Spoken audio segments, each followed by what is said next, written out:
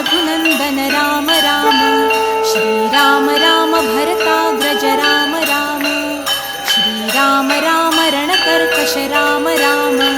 श्रीराम राम शरणं भव राम राम।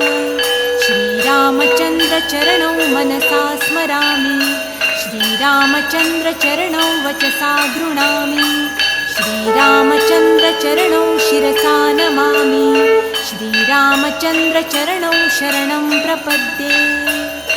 माता रामो मत्पिता रामचन्द्रः। स्वामी रामो मत्सखा रामचन्द्रः। सर्वस्वं मे रामचन्द्रो दयालु। नान्यं जाने नैव जाने न जाने। दक्षिणे लक्ष्मणो यस्य वामे तु जनकात्मजा।